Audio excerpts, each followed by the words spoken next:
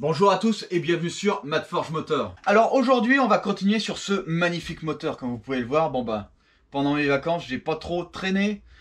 Je m'en suis bien occupé, il est loin d'être terminé hein. Mais par contre tout est remonté. Et si sur la montagne on se retrouve sans capot ni aile, c'est parce que je vais le mettre dedans pour pouvoir réagrandir mon tunnel de transmission. Je vais le faire dans les jours qui arrivent.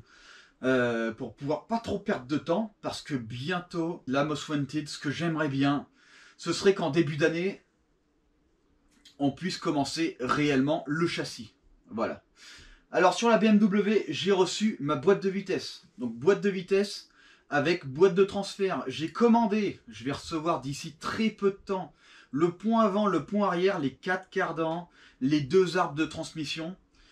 Et j'ai aussi réalisé le marbre pour le châssis, voilà. Comme ça, on va pouvoir absolument réaliser notre châssis dès que j'ai les tubes. Alors, ce qui serait pas mal pour ce projet, vu qu'au final, à cause de la Manta, on est complètement coincé niveau visuel. Je peux pas travailler le visuel, je peux pas élargir mes roues. Si je commence à élargir là, une fois que je vais essayer de la sortir, si je cogne mes élargissements, j'aurais fait perdre du temps, etc., etc. Vaut mieux faire tout le visuel en une seule fois. Là, ce que j'ai fait en sorte de pouvoir avancer sur ce projet. J'ai fait mon marbre pour accueillir le châssis. Alors, ce qui serait pas mal, ce serait, avec la cagnotte, de pouvoir se payer ce châssis. Donc, tous les tubes, tout ce qu'il faut pour souder, etc., etc. Comme ça, je pourrais reprendre l'évolution de cette voiture. Surtout que j'ai commandé la transmission complète. Ce que je vais faire aussi, c'est que j'ai réussi à trouver les dimensions du moteur. Et en fait, je vais réaliser un moteur en carton, comme une espèce de patron. Voilà, avec la boîte en carton, les transmissions en carton, pour pouvoir réaliser mon châssis autour. Plutôt que de mettre les grosses masses sur le marbre là-bas, je mettrai uniquement par exemple le faux moteur en carton pour avoir une idée de l'emplacement. Ce qui pourrait être bien. Soit je le fais entièrement en 24 CD4S. Alors là, le souci, c'est qu'il faut absolument que j'achète une cintreuse spécifique, apparemment. Parce que c'est 3 fois plus résistant qu'un tube standard. Le tube, sinon, que je pouvais prendre, c'était du TU 37B. Donc avec ce qu'on a actuellement dans la cagnotte, on peut se payer le châssis complet, voilà, avec les triangles, avec les rotules, s'il faut je rajouterai évidemment. On peut se le payer complet en TU 37B. Voilà, donc c'est un très bel alliage, mais il est moins résistant que le 24 CD4S. Le problème du CD4S, c'est qu'il faut avoir une cintreuse spécifique. La cintreuse, elle coûte 500 balles. Tout le châssis, je pense que je le ferai au TIG. Si c'est du 24 CD4S, ça c'est sûr et certain, ce sera au TIG. Voilà, j'ai déjà le TIG, on commandera des bouteilles. Mais si je veux faire tout mon châssis en CD4S, en comptant tous les tubes, plus la cintreuse, plus le gaz, il va me falloir minimum 2000 €. Alors, est-ce que je peux les avoir? Là, admettons, la cagnotte finit maintenant, on a à peu près 1300, il faudrait que je rajoute 700 en janvier. Je pense pas pouvoir le faire.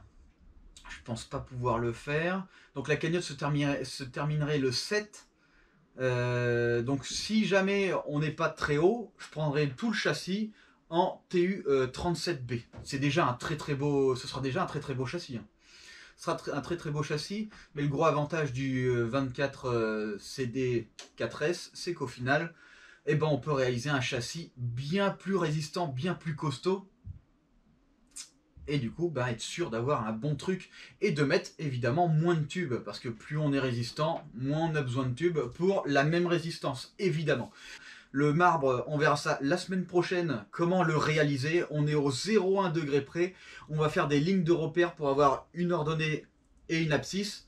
Comme ça, ça va être très simple de faire un châssis parfaitement symétrique. Pour la cagnotte de la Most Wanted, le lien est dans la description. Voilà, pour ceux qui veulent suivre l'aventure. Évidemment, c'est pas obligatoire, puisque cette voiture, une fois de plus, je vous le dis à chaque fois, prendra vie quoi qu'il arrive. Voilà. Alors mon frère, il m'a dit un truc qui pourrait être pas mal, c'est que tous ceux qui ont participé à la cagnotte, au final, que j'habille mon châssis avec, si on commande le châssis avec cette cagnotte, ce qui serait pas mal, je mets le nom de chaque personne qui a participé à cette cagnotte, ça pourrait être pas mal, ça l'habillerait. Voilà, quand on a des tubes ici, qui a écrit les noms des personnes, ça pourrait être vraiment cool. Alors une chose que j'ai oublié de parler, du prototype. En fait, si je lance le châssis là, c'est parce que le châssis du prototype marche parfaitement. J'ai pas eu le temps de trop l'utiliser, mais en tout cas, il tient la route, ça, il n'y a aucun problème. Alors, quand est-ce qu'on s'en réoccupera? Bonne question, parce que cette voiture doit absolument prendre vie le plus vite possible, et la Manta doit absolument partir le plus vite possible de ce garage. Mais aujourd'hui, on va s'occuper de ce moteur.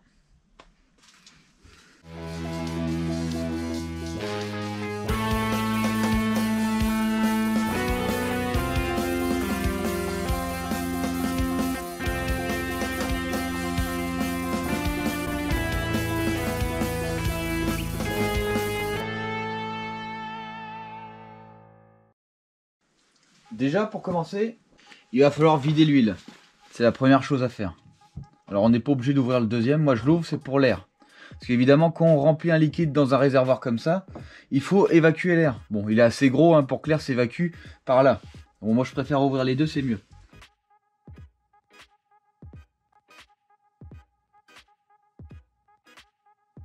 Et voilà. Ici, on dépose le dessus. Sur la rampe à injection, on a des injecteurs avec des joints dessus. Mais là, c'est vraiment s'ils sont abîmés. Hein. Ici, regardez. On a des joints. Voilà, mais là, c'est vraiment si ça fuit hein, qu'il faut les changer. Ces joints-là, il va falloir les changer. Et ces joints-là aussi. Ça, c'est important. C'est ce qui va faire l'étanchéité de l'admission.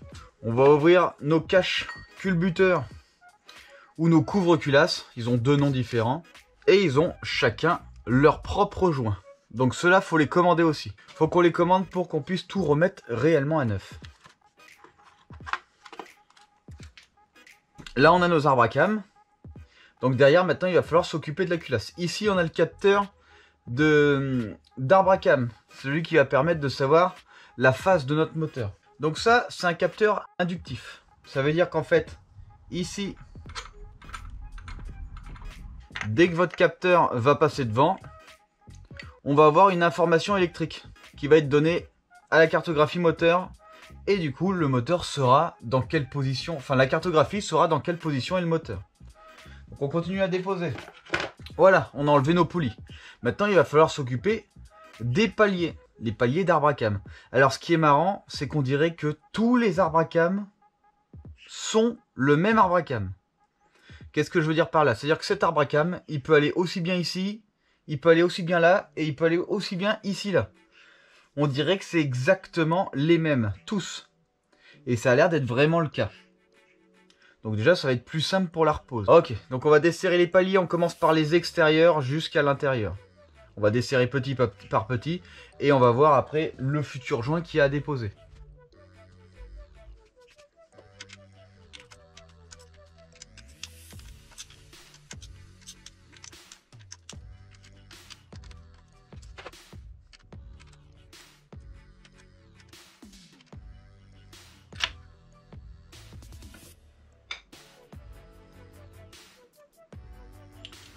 Voilà, donc là on a enlevé le joint SPI. Alors, faut que je vous montre un truc important. Le joint SPI, c'est la pièce qui va ici. Ça permet au final d'éviter que l'huile fuit par l'arbre à cam. Ce joint SPI, il faut pas le mettre avant et fermer. Ça veut dire qu'en fait, on le met pas d'abord et après on ferme. Il faut d'abord fermer et après on le met en force. Parce que sinon, on crée des fuites. Bah, d'ailleurs, s'il a mis du joint comme ça, c'est qu'il a créé un peu des fuites. Alors attendez, hop. Là, ici, là, voilà, là, il l'a abîmé. Parce qu'au final, plutôt que d'abord mettre la pièce et après le joint, il a d'abord mis le joint et après il a mis la pièce. Alors je garde absolument l'ordre et surtout le sens de mes paliers. Parce que chaque palier correspond à son propre emplacement. C'est très important ce que je vous dis. Parce que normalement, vos paliers sont pas censés être compatibles avec les autres. Et là, si vous commencez à vous tromper, de toute façon, les paliers sont numérotés. Je vous montrerai ça tout à l'heure. Voilà. Maintenant, l'arbre à cam est enlevé. On voit que c'est un arbre à cam qui est en très bon état pour le kilométrage. Hein. C'est plutôt pas mal. Il n'y a pas de traces de rayures. Voilà, on n'est pas trop mal, on est bien. Ok. Donc cet arbre à cam, je vais aller le poser gentiment sur quelque chose de, on va dire, de très mou. Pour éviter de l'abîmer. Attention, parce qu'un arbre à cam qui tombe par terre, il y a de grandes chances qu'il casse. Parce que c'est très dur et c'est très cassant du coup. Parce que c'est pas un matériel, c'est pas de l'acier mou. Hein. Faut faire attention. Maintenant, je peux reposer, hop, mes maintiens. Je les repose juste, voilà. Parce que comme ça, je garde leur emplacement. Maintenant, j'ai plus qu'à faire pareil. sur les autres arbres à cam. Voilà, prendre leur position, enlever leurs emplacements. Une fois que j'ai enlevé leurs emplacements, je remets en place les paliers, les maintiens. Voilà, et comme ça après, on pourra s'occuper de la culasse. Maintenant qu'on a enlevé les arbres à cam, on va enlever les poussoirs hydrauliques. Hop, voilà. Tac, on prend un aimant et c'est bon, on a notre poussoir hydraulique. Je vous expliquerai futurement comment les ouvrir, comment les démonter, comment les nettoyer et après les remonter.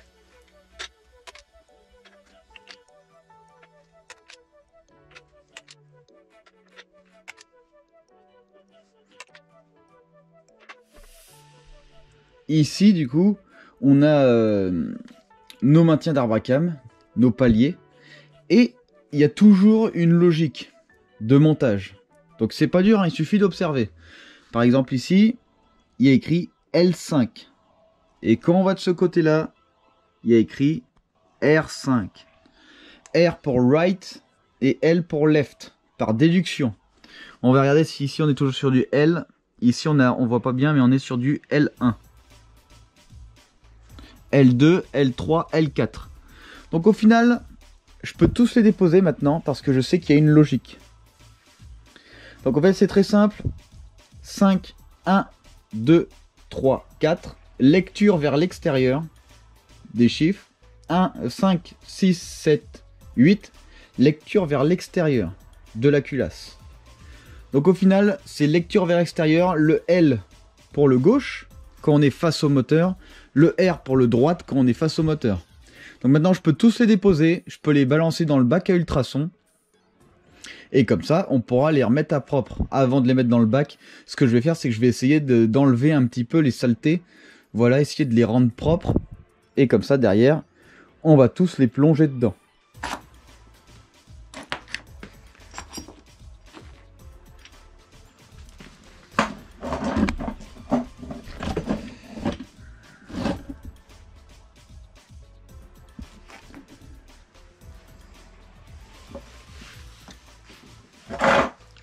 Ok, donc on doit nettoyer les paliers.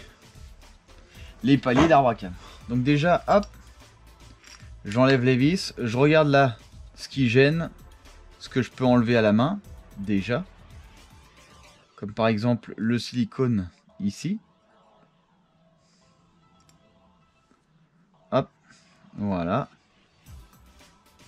J'enlève le plus que je peux.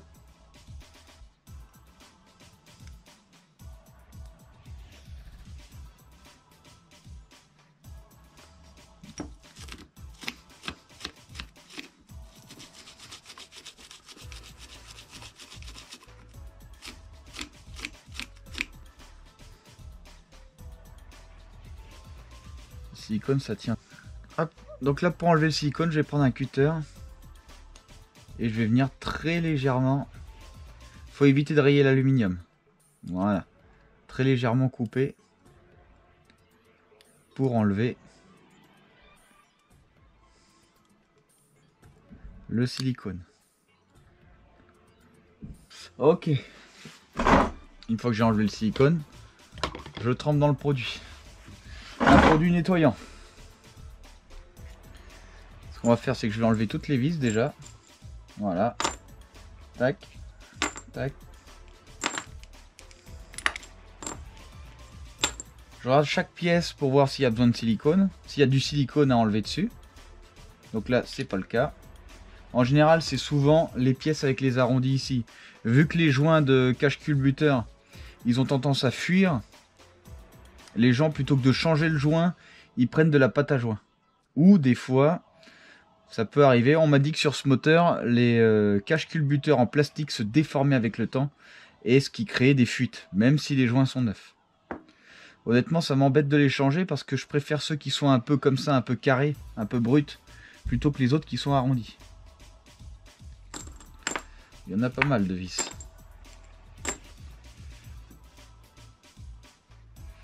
Ok, on n'est pas trop mal. Donc ça pour l'instant je laisse de côté. On va le faire après. Déjà, je vais prendre mes pièces. Alors c'est chiant parce que j'ai pas de gants. Bon, tant pis. Donc je prends mes pièces. Voilà, et normalement ce produit est censé plutôt bien nettoyer. Donc ce que je vais faire, c'est que je vais prendre ma brosse à dents. Donc là je les ai mis dans un produit dégraissant. C'est du nettoyant moteur. Voilà. Et là avec ma brosse à dents, je vais venir nettoyer. Tout simplement. Et normalement ce produit est pas trop mal. C'est le même style de produit qu'on met, que l'on met dans les bancs à ultrasons. Donc là normalement ça devrait être plutôt propre. Et on va voir si c'est nécessaire de le mettre dans le banc à ultrasons ou si au final de tout nettoyer à la main c'est pas plus mal. Ok, donc voilà un peu la pièce. Je pense pas que ce soit nécessaire de le passer à l'ultrason. Voilà. Il y a encore quelques saletés à enlever. À part ça, c'est très propre. C'est un produit qui marche très très bien. Donc on va continuer. Donc maintenant ce qu'on va faire. Bon, on a essayé un petit peu à la main ce que ça donnait. La différence. Voilà. Ça s'enlève plutôt bien, mais ceux-là, on va les passer au banc à ultrasons pour voir un petit peu si c'est mieux que de le faire à la main au final. J'ai installé tout le reste dedans et je vais aussi mettre les vis. Il faut absolument qu'elles soient complètement immergées les pièces. Normalement, il ne faut pas qu'elles soient trop près les unes des autres. Bon là ça va parce que les côtés, si vous voulez, on est déjà très propre. On va essayer de voir un peu ce que ça donne. Là on a mis la température sur 55. Donc ici elle est off, ici elle est on. Et là, c'est notre ultrason. Et on envoie. Voilà, donc là, ça tourne vraiment bien. La température commence à monter, on est à 21 degrés. Il reste encore 10 minutes. Il y a déjà 5 minutes d'écoulé. Donc maintenant, on va voir un petit peu ce que ça donne. Hop.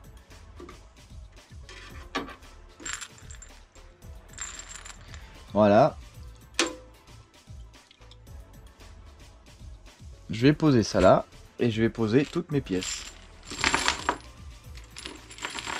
Alors les pièces sont encore chaudes et au final c'est pas trop mal.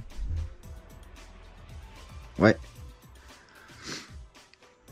C'est vraiment pas trop mal. Au final c'est aussi bien de laver à la main que au banc à ultrasons. L'avantage du banc à ultrasons c'est que plutôt que de laver, on peut mettre le banc à ultrasons et partir, faire autre chose. Voilà, ça c'est bien.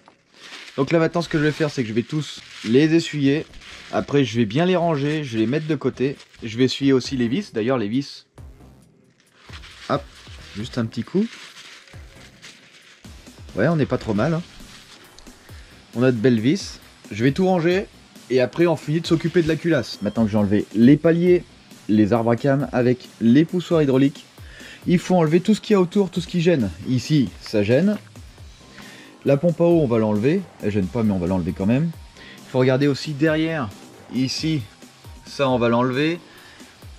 Le distributeur, les bobines, il va falloir les enlever. Tout ça, faut le virer avant de pouvoir enlever les culasses.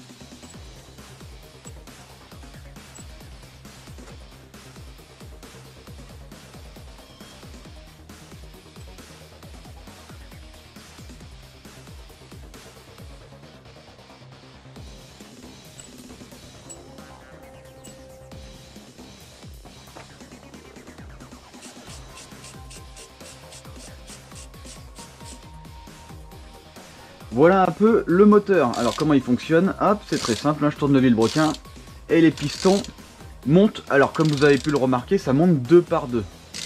Voilà. Tant qu'on a enlevé tout, et en plus que j'ai vidangé l'huile, ce qu'on va faire, on va mettre le moteur à l'envers. Et on va enlever le carter d'huile.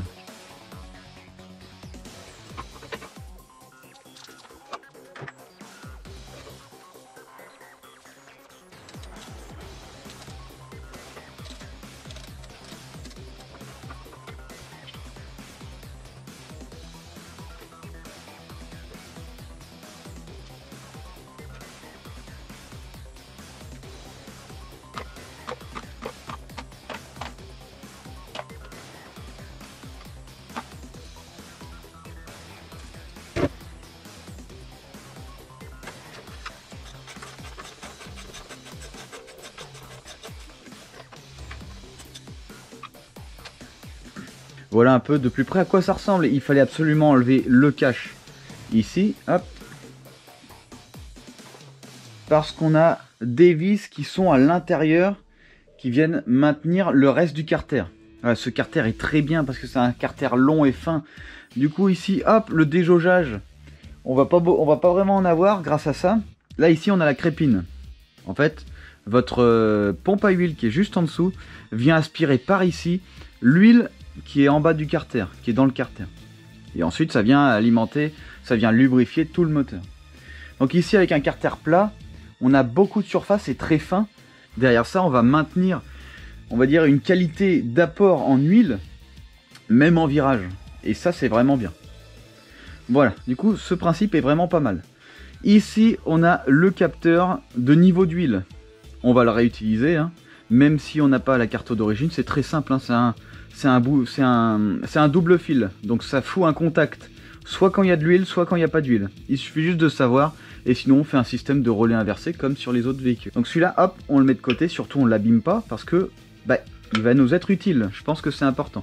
Maintenant ici, ce qu'on va faire, on va enlever complètement tout le carter. Voilà, il y a quelques vis à enlever, on s'occupe de ça, et après on voit un peu ce que ça donne. Et ici, regardez, hop, je sais pas si vous voyez, ici c'est la jauge du niveau d'huile qui arrive jusque là. Donc au final l'huile, le niveau doit être à peu près, voilà, ici.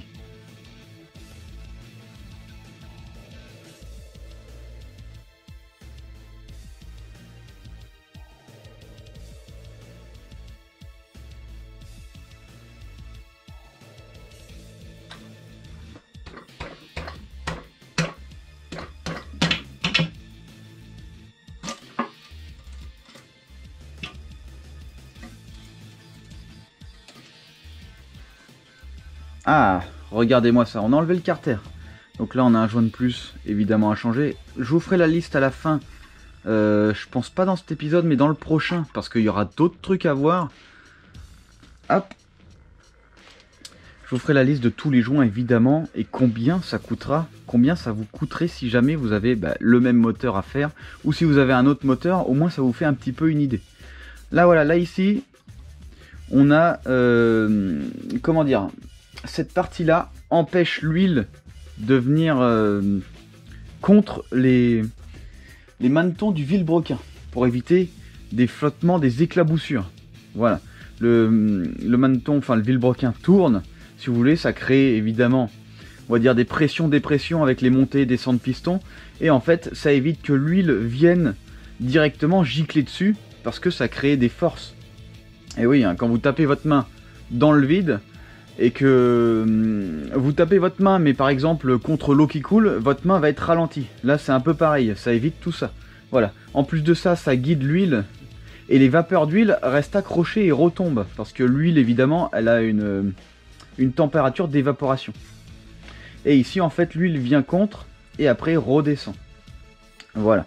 C'est pour éviter toutes les éclaboussures, c'est pour éviter que le vilebrequin vienne donner des à-coups dans l'huile. Donc ici, cette partie-là, on va enlever déjà la crépine, qu'on nettoiera évidemment, parce que si ici on a des soucis, eh ben on peut détruire complet le moteur. Donc là, on enlève la crépine et on enlève notre protection.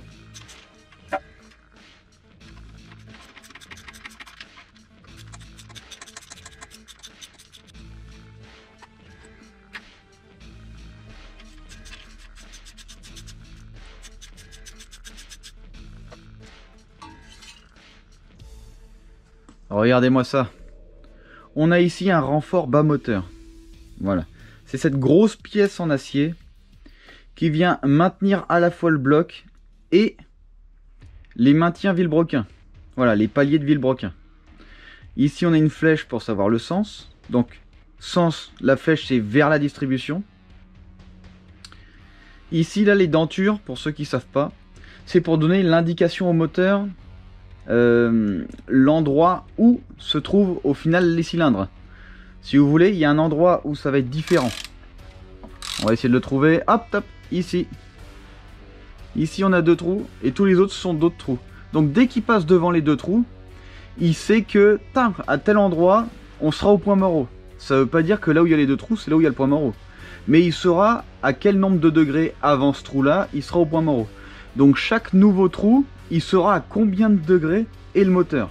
Il faut compter le nombre de dents. La plupart du temps, c'est du 58 dents. Plus 2. Voilà. Donc ici, il y a un trou. Donc c'est 58 dents moins 2. Donc lui, il sait que tout... En gros, toutes les indications, ici, ce sera combien? 66? Oui, 6. 6 fois 60. 6 fois 6, 36, voilà. Donc ici, tous les trous, on sera à 6 degrés moteur. 6 degrés vilebrequin, 6 degrés, 6 degrés, 6 degrés, 6 degrés, 60 fois 6 degrés. Et après, il retombera ici, voilà, pour redonner l'indication. Sans ça, vous pouvez donner aucune indication à votre cartographie, vous pouvez rien faire. Alors si vous n'avez pas ça, ou si vous êtes en carburateur, on s'en fout, hein. Il n'y a pas de système électronique. Mais cette caisse-là est indispensable. D'ailleurs, on peut convertir un moteur qui est en carburateur, ce serait pas mal de le faire ça une fois. Ça serait bien. En système d'injection. Du coup, vous vous doutez bien que cette roue, il nous la faut. Cette roue qui est ici. Et pour ça, il existe des kits à roues dentées qu'on met ici. Et on installe le capteur. Et après, on n'a plus qu'à programmer notre moteur de cette façon. On va plutôt enlever la pompe à huile. Parce que ici, dès qu'on aura enlevé notre renfort bas moteur, on aura aussi enlevé les paliers vilebrequin. Voilà. Et notre vilebrequin, après, il sera libre. Donc on va enlever d'abord la partie pompe à huile. Alors une partie délicate, la vis principale du vilebrequin ici, qui est pas forcément facile à enlever. Là malheureusement je peux pas mettre mon volant moteur derrière, pardon, parce qu'il est extrêmement épais. Voilà, il fait cette épaisseur là. Donc il faut trouver une autre solution pour ça. Donc comment je fais moi? Je prends une très longue vis, ici, que je viens mettre au fond complètement. Ensuite ici on a une surface, je viens caler contre et ici je viens le maintenir contre. Ici évidemment je fais en sorte que ça tourne pas et derrière voilà, j'ai plus qu'à forcer pour l'enlever. Alors là ça va parce que je pense pas que ce soit trop dur, mais il y en a qui sont extrêmement durs. On va essayer de forcer gentiment. Alors attendez, parce que j'ai pas la bonne position.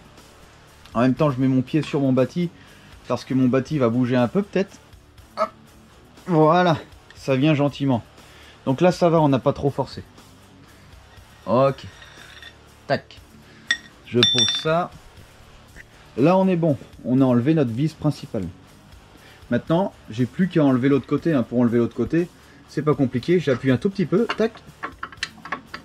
Et voilà, c'est enlevé. Maintenant, je vais regarder. Hop, faut que je descende encore un peu. Et je l'enlève. Voilà, c'est pas si compliqué que ça. Elle se dévisse très bien. Donc on n'a rien abîmé du tout. Ok, donc maintenant, je peux enlever la vis principale. Derrière, la poulie engrenage pour la distribution. Et après, on s'occupera de la pompe à huile. Je vais le remettre dedans. Là, je vais venir récupérer ma bague, si je peux. D'accord. Donc là, il faut faire un à-coup. Ok. Pompe à huile, je vous montrerai un petit peu comment ça fonctionne. Je vous expliquerai ça. Je pense qu'on l'ouvrira peut-être. Ce serait pas mal de voir un petit peu comment c'est fait. Et je vous expliquerai pourquoi c'est fait de cette façon.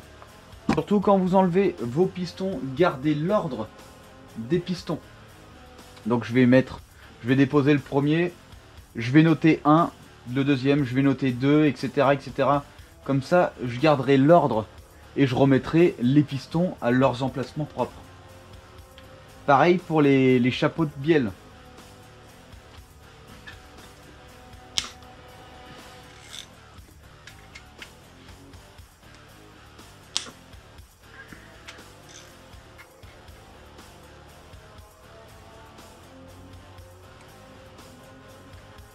Pas compliqué, hein, j'appuie dedans sur ma bielle et je récupère mon piston par dessous.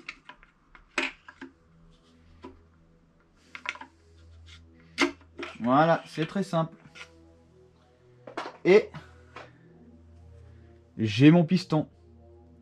Et voilà. Donc ça c'est le piston numéro 1. Donc j'ai plus qu'à le noter. Je marquerai sûrement le 1 ici. D'abord je vais le nettoyer, je vais marquer 1 ici. Et après tous les autres je ferai exactement pareil.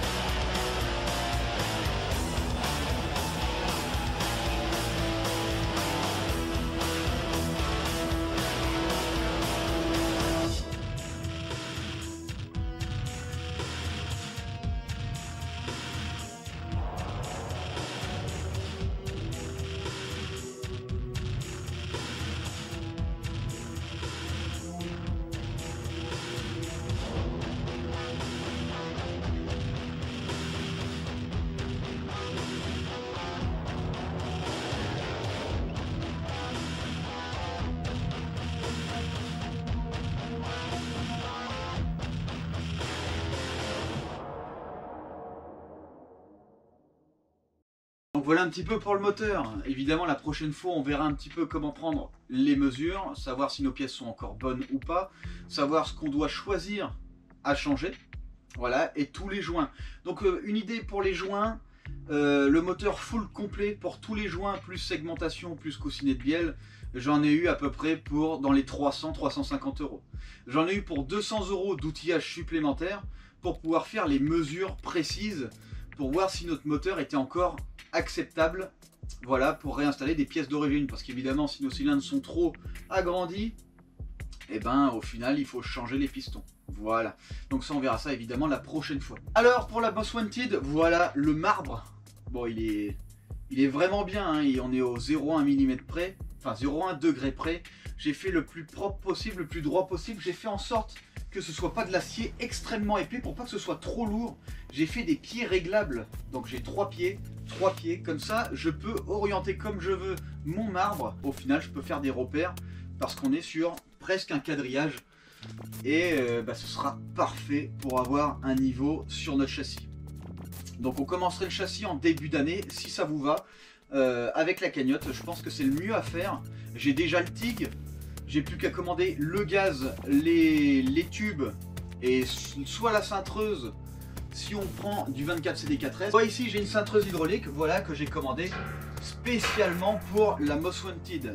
Alors évidemment si on a du CD4S, apparemment je peux pas utiliser ce type de presse, ce type de cintreuse.